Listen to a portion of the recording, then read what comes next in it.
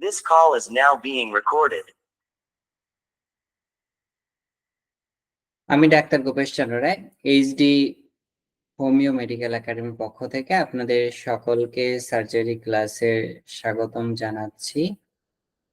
আজকে আমাদের অন্যতম খুব গুরুত্বপূর্ণ দুটি পার্ট বা দুটি বিষয় নিয়ে আজকে আলোচনা করব। এক হচ্ছে আমাদের মাথার আঘাত এবং যেটাকে আমরা মেরুদণ্ডের আঘাত বলছি, এবং এই দুটো অর্থাৎ মাথার আঘাত এবং মেরুদণ্ডের আঘাত, যেটা এই দুটোর কারণে, দুই আঘাতের কারণে বিভিন্ন ধরনের রোগ হয়ে থাকে, সেই রোগগুলো নিয়ে আলোচনা করব এবং এর জন্য যে পরীক্ষা নিরীক্ষাগুলো করতে দেওয়া হয় সেই পরীক্ষা সম্পর্কে একটা ধারণা দেওয়ার চেষ্টা করব এবং আপনাদের প্রশ্ন উত্তরের মাধ্যমে বিষয়টা আরো যাতে আমরা সহজভাবে বুঝতে পারি সেটার জন্য আরো বেশ কিছু টপিক আমি ভেবেছি, যেগুলো ধারাবাহিকভাবে আজকে আলোচনা করব ক্লাসে।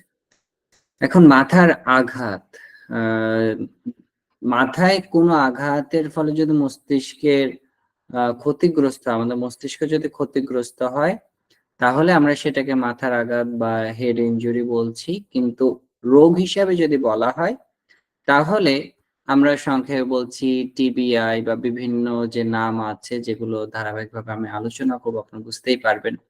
তো এই টিবিআই কি? Traumatic brain injury.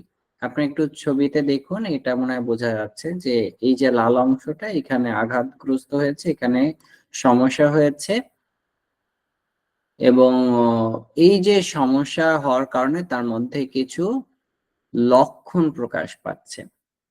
এই লক্ষণগুলো কি কি হতে পারে? লক্ষণ বা উপসর্গ কি হতে পারে? আঘাতের কারণে তার মাথা ব্যথা করছে, তার বমি বমি ভাব, হয়তোবা তার বমি হতে পারে, মাথা ঘোরা, এবং মাঝে মাঝে রোগীটা অজ্ঞান হয়ে যাচ্ছে এবং রোগী বলছে যে আমার আগের মতন মনে থাকে না, চলাফেরা করতে অসুবিধা, দেখতে সমস্যা, দৃষ্টির সমস্যা হচ্ছে, শ্রবণ অর্থাৎ আগের মতন শুনতে পাই না, কথা বলতে অসুবিধা, এ ধরনের বিভিন্ন সমস্যা হয়। এবং সেই সকল ক্ষেত্রে আমরা কি করে থাকি?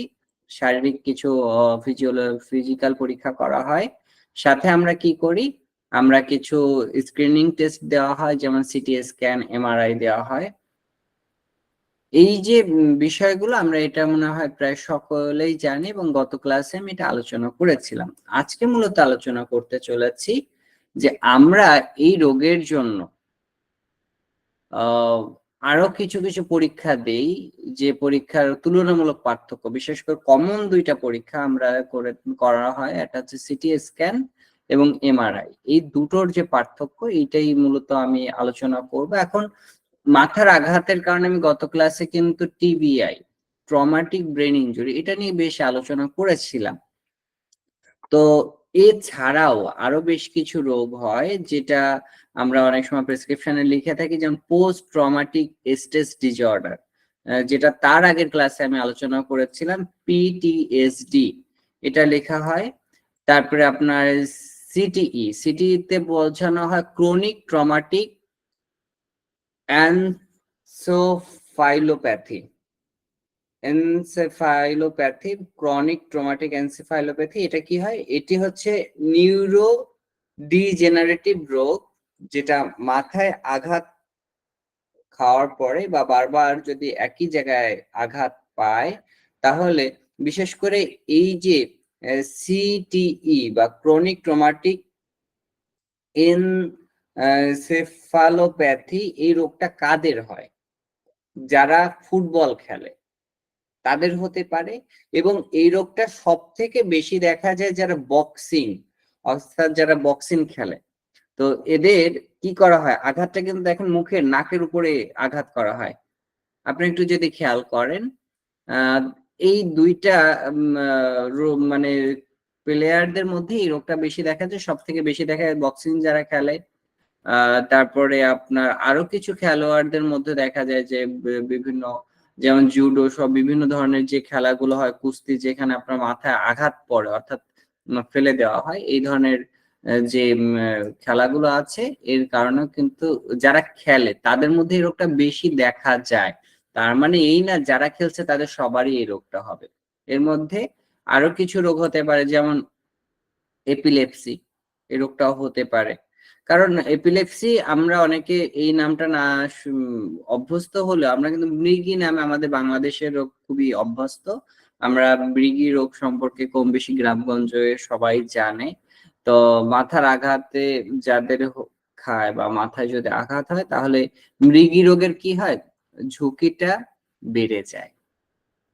এবং মৃগী রোগীর আরেকটা কি থাকে, এদের স্নায়বিক আরো বেশ কিছু সমস্যা থাকার কারণে এদের শরীরে খিঁচুনি দেখা যায়। তো আরো এদের মধ্যে দেখা যাচ্ছে পানিতে নামতে গেলে সমস্যা হতে পারে বা উপর থেকে নিচে নামতে গেলে সমস্যা হতে পারে। এই রোগটা যখন বর্ণনা করা হবে তখন দেখা যাচ্ছে বিস্তারিত আলোচনা করা যাবে। তবে আমার মূল আলোচনা বিষয় আঘাতের কারণে যে রোগগুলো হচ্ছে বা সেই সম্পর্কে আপনাদেরকে একটা সুস্পষ্ট ধারণা দেওয়া এবং আপনাদের কাছ থেকে তথ্য নেওয়া এবং আপনারা কিভাবে আরো ভালোভাবে জানতে চান বা জানার পদ্ধতিগুলো আপনাদের সাথে বর্ণনা করা বা শেয়ার করা। এরপরে মাথার আঘাতের কারণে যদি ছোট বাচ্চা দেখা যাচ্ছে মায়ের পেটে থাকাকালীন মা যদি কোনো প্রকার ইনজুরিতে পড়ে বা কোনো প্রকার আঘাত পায়, পেটে যদি কোনো আঘাত থাকে, দেখা যাচ্ছে জন্মগত বাচ্চার কিছু সমস্যা হয়। তার মধ্যে জন্মগত মাথার সমস্যা নিয়ে ছোট বাচ্চা জন্মগ্রহণ করতে পারে। সেই যে রোগটা সেটা আমরা অনেকেই জানি, হাইড্রোসেফালাস। তো এখানে কি হয়, সেরিব্রোস্পাইনাল ফ্লুইডের সমস্যা দেখা যায়। কারণ ওই যে মাতৃগর্ভে থাকাকালীন মায়ের যখন পেটে ছিল তখন দেখা যাচ্ছে বাচ্চার আঘাত লেগেছে, তো সেখান থেকে হাইড্রোসেফালাস হয়ে গেছে। এরপরে মেনিনজাইটিস। মেনিনজাইটিসের যে প্রদাহ বা মস্তিষ্কে যে রোগ মেরুদণ্ডকে ঘিরে থাকা, তো এই ধরনের প্রবলেম কিন্তু কি হয়, মাথায় আঘাত লাগার কারণে হতে পারে। তার মানে এই না যে এই রোগগুলোই হবে, তবে এই রোগগুলো বেশিরভাগ হয়ে থাকে। এছাড়াও কিছু জেনেটিক্যালি কিছু সমস্যা দেখা যাচ্ছে যদি কখনো থাকে বা পূর্বপুরুষের যদি, যেটা আমরা বলতেছি মাইজমেটিক কারণ, এগুলো যদি থাকে তো তাদের মধ্যেও কিন্তু মস্তিষ্কে তাদের যদি আঘাত লাগে তাহলে কিন্তু তাদের এই রোগের প্রবণতা বেড়ে যায় এবং তাদের বিভিন্ন শারীরিক ও মানসিক সমস্যা দেখা দিতে পারে। তো আমার মনে হয় এতটুকু কি বোঝা গেছে? আপনারা যদি কাইন্ডলি একজন বলতেন এই বিষয়টা, মস্তিষ্কের আঘাত। তাহলে আমি আলোচনা করব ট্রমাটিক ব্রেইন ইনজুরি টিবিআই, বা এর জন্য আমরা যে দুইটা পরীক্ষা ম্যাক্সিমাম ক্ষেত্রে দেওয়া হয়, সিটি স্ক্যান এবং এমআরআই।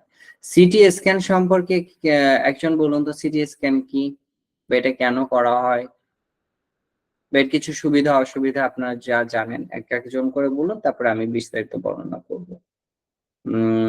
স্বপন নামে আছেন, স্বপন স্যার, বা আপনি কাইন্ডলি বলেন। আপনি একটু আনমিউট করে আপনি সিটি স্ক্যান সম্পর্কে কি জানেন এটা একটু বলেন।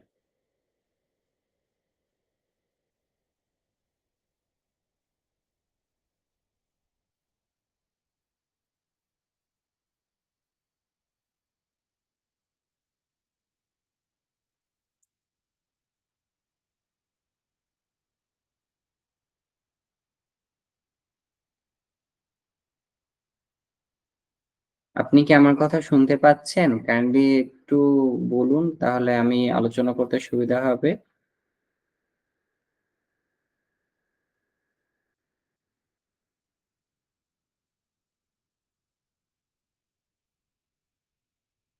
ঠিক আছে, আমার মনে হয় আপনি বুঝতে পারছেন না। তো আসলে ট্রমাটিক ব্রেন ইনজুরি, টিবিআই, এই রোগটার জন্য আমরা সাধারণত যে পরীক্ষাগুলো দেওয়া হয়ে থাকে তার মধ্যে খুব কমন দুইটা পরীক্ষা, একটা হচ্ছে সিটি স্ক্যান, আরেকটা হচ্ছে এমআরআই।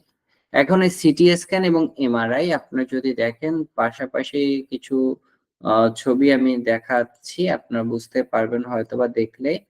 পার্থক্যগুলো বোঝাটা খুবই দরকার, কারণ সিটি স্ক্যানে দেখেন এখানে মস্তিষ্কের যে ছবিটা আছে সেটা কি হচ্ছে, এরকম হচ্ছে, কিন্তু এই যে ছবি আর এমআরআই যে ছবি, দুটো ছবির মধ্যে কিন্তু বেশ কিছু পার্থক্য রয়েছে।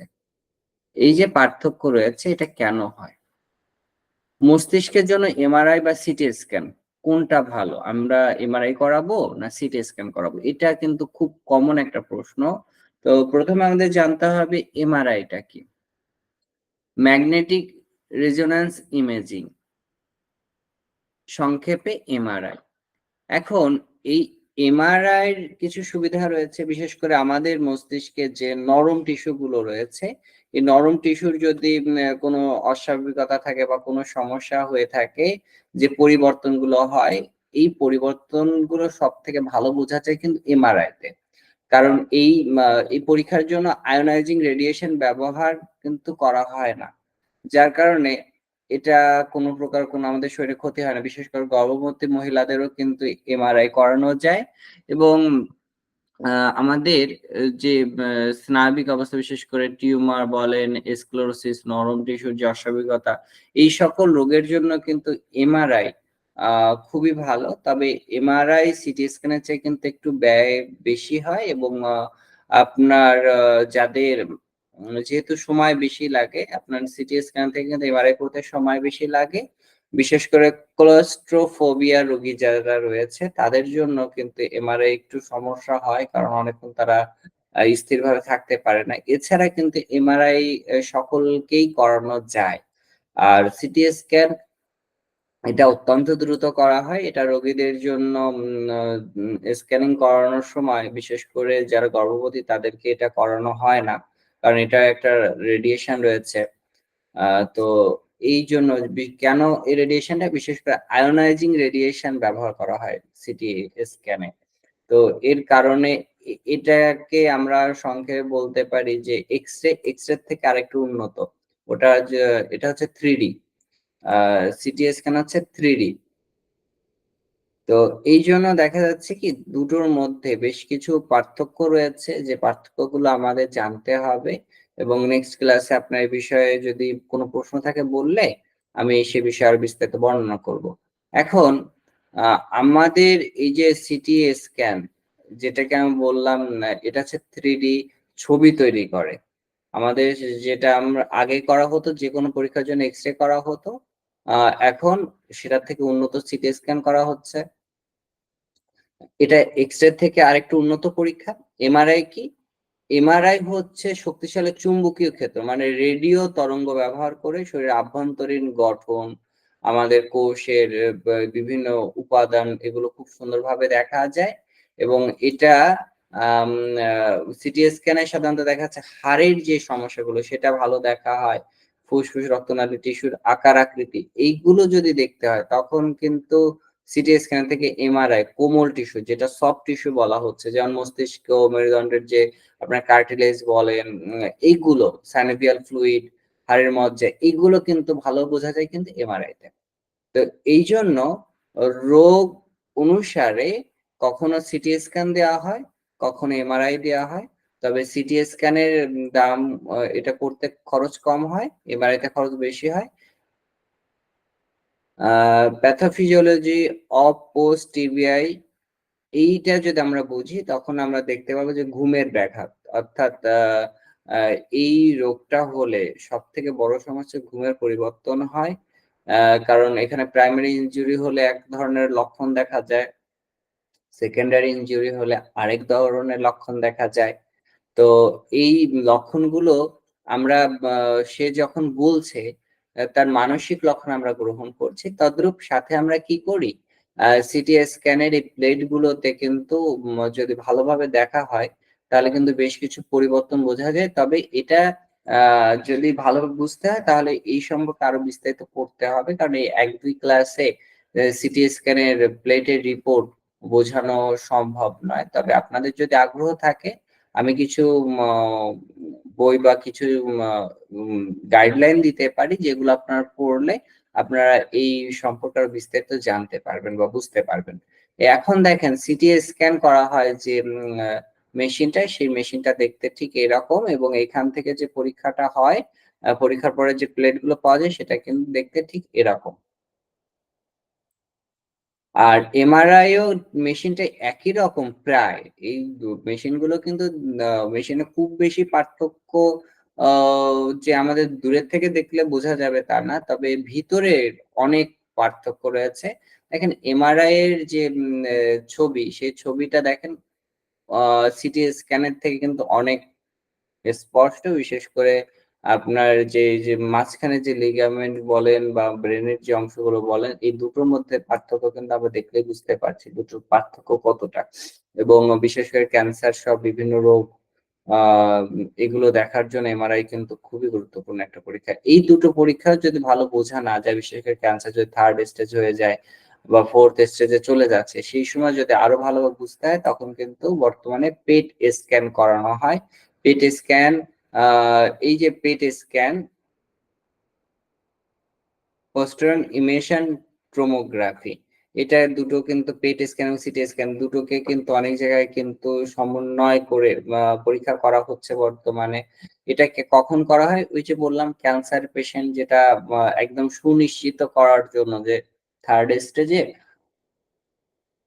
না ফোর্থ স্টেজে আছে সেটা বোঝার জন্য। বিশেষ করে এই যে এটা হচ্ছে পেট মেশিন, অর্থাৎ এই স্ক্যানিং মেশিন, এর মনিটরটা আলাদা থাকে, এখানে ভালোভাবে দেখা যায় মনিটরে, যেটা ব্রেন স্ক্যান সহ বিভিন্ন জায়গা এই পরীক্ষাটা করা হয়। বিশেষ করে এইটা যেটা আমি একটু আগেও বললাম ক্যান্সার, অর্থাৎ যেটা একদম সুনিশ্চিত করার জন্য। কারণ সিটি স্ক্যানের যে খরচ দেখা যাচ্ছে বাংলাদেশে 3 থেকে আপনার 8,000 টাকা বিভিন্ন রকম হতে পারে, 3,000 টাকার থেকে তো দেখা যাচ্ছে 8,000 বা 10,000 গেল। আপনি যদি ধরেন 10,000 থেকে 20,000 আপনার এমআরআই তে যায় পরীক্ষাতে, বিভিন্ন পরীক্ষা, মানে আনুমানিক একটা হিসাব বলছি। আর পেট স্ক্যানে দেখা যাচ্ছে এর দ্বিগুণ। অর্থাৎ তাহলে এই দুটো যদি এই হয়, তাহলে দেখা যাচ্ছে পেট স্ক্যান হবে 20,000 এর থেকে আরো বেশি টাকা। তো এটা পেট স্ক্যান বর্তমানে বাংলাদেশে 2-3টা প্রতিষ্ঠানে করা যাচ্ছে। এখন দুটো রিপোর্ট, বিশেষ করে আমি এখানে সিটি স্ক্যান এবং এমআরআই দুটো রিপোর্ট দেখাচ্ছি। এটা আপনার ইন্ডিয়ান রিপোর্ট, এবং ইন্ডিয়াতে আমি দেখেছি এগুলো বেশ সুন্দর করে বর্ণনা করা থাকে, বাংলাদেশে বর্ণনা করে খুব সুন্দর। তবে কিছু কিছু প্রতিষ্ঠানের প্লেট গুলো আমাদেরকে ভালোভাবে বুঝতে হবে, দুটো দেখে আমাদের এখান থেকে যে রিপোর্ট গুলো আছে, রিপোর্ট গুলো আমরা ভালোভাবে পড়লে অনেক কিছু বোঝা যাবে। এবং আপনারা যদি বুঝতে না পারেন, তাহলে আপনার ক্লাসে জিজ্ঞাসা করলে আমি সেই বিষয়ে বিস্তারিত আলোচনা করার চেষ্টা করব। এখন মাথায় আঘাতের কারণে আমি তো বেশ কয়েকটা রোগের কথা বললাম, আরেকটা হচ্ছে সাব আর্কনয়েড হেমোরেজ বা ইন্ট্রোসেরিব্রাল হেমোরেজ। এখন এই নামটা আমরা শুনলে মনে হয় যে না কিরকম একটা নাম, কিন্তু এই রোগটা আমরা খুব বেশি জানি স্ট্রোক নামে। অর্থাৎ সাব আর্কনয়েড হেমোরেজ এক ধরনের স্ট্রোক। আমাদের মাথায় আঘাতের কারণে এটা হয়ে থাকে, বা বিভিন্ন ধরনের ট্রমা, দুশ্চিন্তার কারণে হতে পারে। তো এই ধরনের কারণে কিন্তু এই রোগটা হচ্ছে।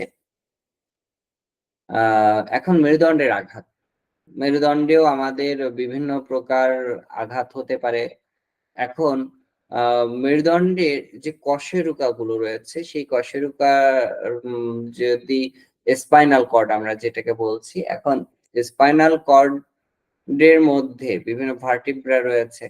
এখন এই যে ভার্টিব্রার মধ্যে প্রবলেম হলে আমাদের বিভিন্ন রোগ হয়ে থাকে, যে রোগগুলো আমি একটু পরে বর্ণনা করব। তার আগে আমাদেরকে বুঝতে হবে যে এই রোগটা, অর্থাৎ মেরুদণ্ডে স্পাইনাল ইনজুরি, এই যে স্পাইনাল ইনজুরি হলে আমরা কি করি, তাদেরকে কিছু ম্যানেজমেন্ট দেওয়া হয়, যে ম্যানেজমেন্ট গুলো আমাদেরকে কি করতে হবে, অবশ্যই খেয়াল রাখতে হবে। কারণ এই মেরুদণ্ডের আঘাত পেলে শুধুমাত্র ওষুধ দ্বারা কিন্তু তার এই রোগটা সম্পূর্ণরূপে নিরাময় করা সম্ভব হবে না।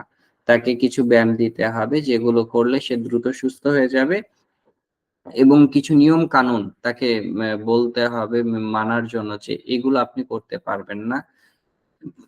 সেই নিয়ম কানুন গুলোর মধ্যে অন্যতম হচ্ছে পরিপূর্ণভাবে সুস্থ যতদিন না হচ্ছে ততদিন খুব নিচু হয়ে, অর্থাৎ কোনো ভারী জিনিস, অর্থাৎ স্বাভাবিক দেখা যাচ্ছে একটা মানুষ ধরেন 20 কেজি বা 25 কেজি তুলতে পারে, সে যেন তার যে যতটুকু সে তুলতে পারে, দেখা যাচ্ছে 10 কেজি বেশি তোলা নিষেধ করে দিতে হবে, যে আপনি এই মেরুদণ্ডের যতদিন আপনি পরিপূর্ণ সুস্থ না হচ্ছেন তখন বেশি ভারী কিছু তুলতে পারবেন না।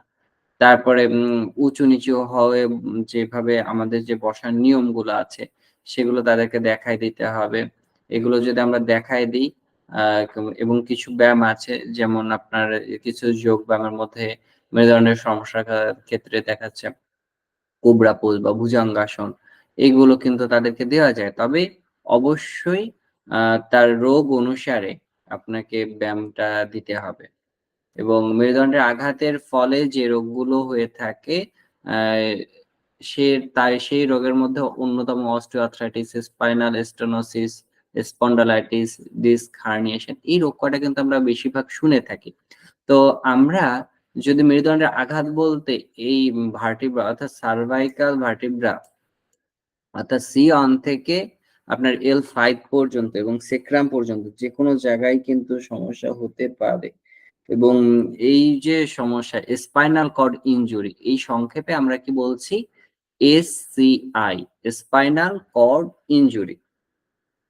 এখন মেরুদণ্ডের যে স্পাইনাল কর্ড ইনজুরি, এখন স্পাইনাল কর্ড ইনজুরি যদি হয়ে থাকে তাহলে তার কিছু লক্ষণ থাকছে।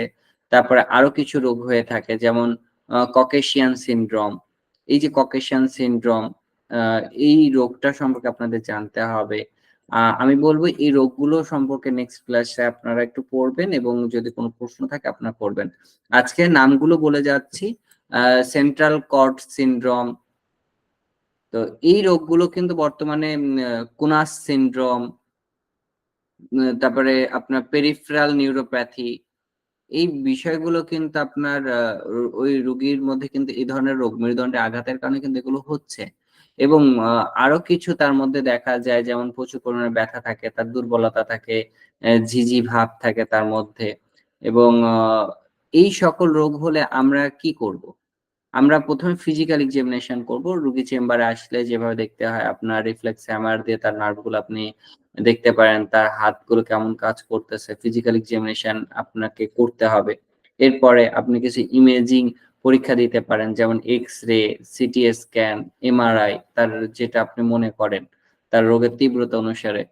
আর এই যে পরীক্ষাটা কিন্তু নিউরোলজিক্যাল অ্যাসেসমেন্ট যেটাকে বলা হয় সেইভাবে করতে হবে, যে আমি শুধুমাত্র দেখলাম ওজন উচ্চতা মাপলাম এরকম না। আপনার নিউরোলজিক্যাল অ্যাসেসমেন্ট যে নিয়মে করতে হয় ঠিক সেম নিয়মে কি করতে হবে, এই ধরনের আঘাতের পেশেন্ট দেখতে হবে। এবং আপনি চাইলে আরো কিছু পরীক্ষা নিরীক্ষা দিতে পারেন তাকে রোগটা বোঝার জন্য।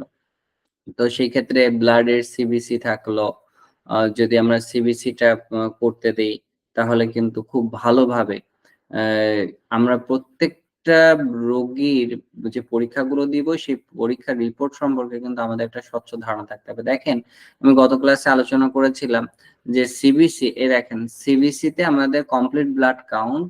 তো এই কমপ্লিট ব্লাড কাউন্টের মধ্যে টোটাল, এখানে আপনি যদি ভালোভাবে একটু অবজার্ভ করেন তাহলে দেখেন এখানে কিন্তু তার যে বিষয়টা আলোচনা করা হচ্ছে সেটা কিন্তু এখানে বর্ণনা করা আছে, রেজাল্ট আছে এবং রেফারেন্স রেঞ্জ রয়েছে, অর্থাৎ যেটা থাকতে হবে।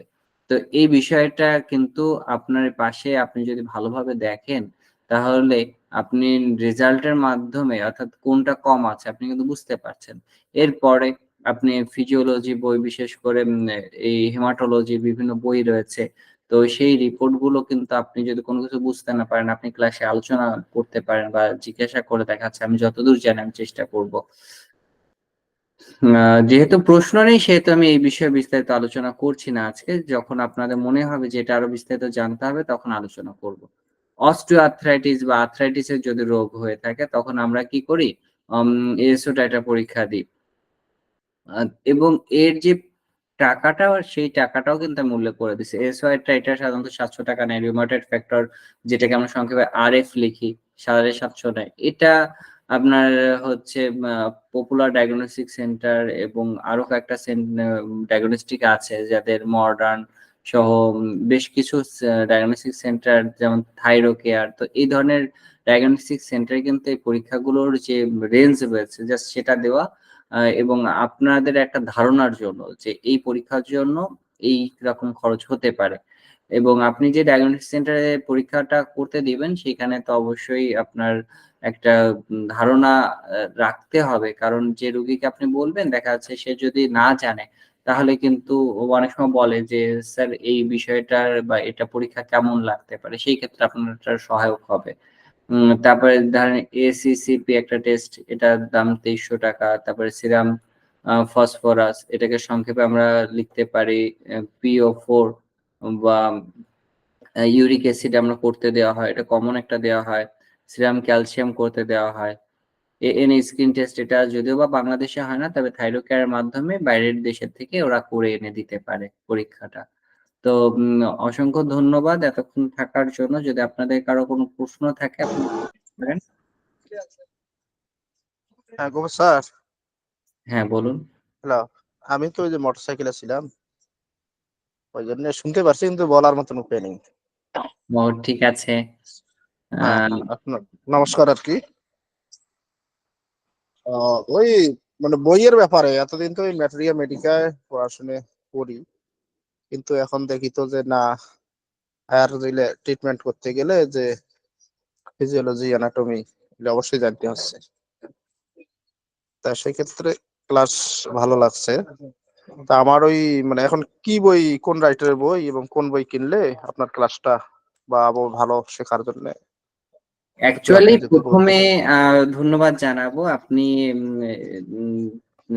ক্লাস শেষে অন্ততপক্ষে কথা বললেন। এখানে হুম, আপনাকে আগে চিন্তা করতে হবে আমি কোন বিষয়টা জানতে চাই। কারণ আপনার জানতে চাওয়ার আগ্রহের উপর নির্ভর করে আপনি কি ধরনের বই পড়বেন। যেমন আমি বলি, আমার হেমাটোলজির জন্য আমি ম্যাক্সিমাম ক্ষেত্রে এখন আপনার বিভিন্ন প্যাথোলজিক্যাল টেস্টের জন্য ক্লিনিক্যাল প্যাথোলজি, আপনার আতিকুর রহমান স্যারের 5th এডিশন, এটা আমি পড়ি। ঠিক আছে, এখানে বেশ কিছু বাংলায় বর্ণনা আছে, কিন্তু এই বর্ণনা পড়ে কিন্তু আমি ভালো বুঝতে পারি না। আমাকে বিস্তারিত জানার জন্য আপনার ডেভিডসন, হ্যারিসন সহ আপনার মডার্ন মেডিসিনের যারা FCPS করছেন তাদের বেশ কিছু বই আছে। এই বইগুলো আপনাকে সংগ্রহ করতে হবে, এবং এইগুলো যখন আপনি পড়বেন তখন কিন্তু আপনার মানে জ্ঞানের পরিধিটা অনেক বেড়ে যাবে। হুম, ঠিক আছে, এখন আপনি যদি মনে করেন যে জাস্ট একটা ধারণা নিতে হবে, তাহলে আপনি বেশ কিছু ডিজিজ সম্পর্কে যদি আপনি বলেন যে আমাকে এই বিষয়ে জানতে হবে, তাহলে দেখা যাচ্ছে সেখান থেকে আমি একটু বর্ণনা করে দিলে আপনাদের সুবিধা হবে। তবে আমি মনে করি ক্লিনিক্যাল প্যাথোলজি 5th এডিশন, আপনার আতিকুর রহমান স্যারের যে বইটা আছে, ওখানে আপনি বেশ কিছু তথ্য পাবেন হেমাটোলজিক্যালি। ঠিক আছে, হুম, তবে আচ্ছা। এক্সরে প্লেট বা এগুলো জানার জন্য আপনার স্পেসিফিক ভাবে বলতে হবে যে আমি এই বিষয়টা জানতে চাচ্ছি, তাহলে ওইটার উপর আলাদা বই আছে। যেমন আপনার এক ইসিজির উপরে প্রায় 7-8 জনের বই রয়েছে এবং রাইটারের, এবং আমি এগুলো পড়েছিলাম। তা এই সব বইগুলো কিন্তু আপনার ইংলিশ ভার্সনে, কোনটা বাংলায় না কিন্তু। হুম, ঠিক আচ্ছা। আছে, তো আপনি যদি চিন্তা করেন তাহলে আমি আপনাকে অবশ্যই পরামর্শ দিব, তবে আপনি পার্সোনালি আমাকে ফোন করবেন। তাহলে হবে কি, আমি আলোচনা করতে আপনার পার্সোনালি কথা বলার পরে আপনার সাথে আমি আলোচনা করে আপনার জন্য যেটা যেটা ভালো হবে আমি আপনাকে গাইডলাইন দিয়ে দিব। তো আমি এখন আপনাদের 3D মডেলের মাধ্যমে, যেহেতু আজকে আমাদের মূল স্কেলেটল সিস্টেম, অর্থাৎ আমাদের হাড়ের ইনজুরিটা নিয়ে আমি আলোচনা করছি, আমি সেই জন্য আমি 3D মডেলে চলে যাচ্ছি। তাহলে আমার মনে হয় আমরা আরো ভালোভাবে বুঝতে পারবো। তা স্যার, আমার হ্যাঁ, ওই আপনার নাম্বারটা আর কি একটু প্রয়োজন আছে আর কি, সেটা কিভাবে অবশ্যই পাবো? ক্লাস যেটা নেওয়া যাবে, আপনি আমাদের একাডেমিক থেকেও আপনি সংগ্রহ করতে পারেন। ঠিক আছে, ক্লাস শেষে আলোচনা করা যাবে।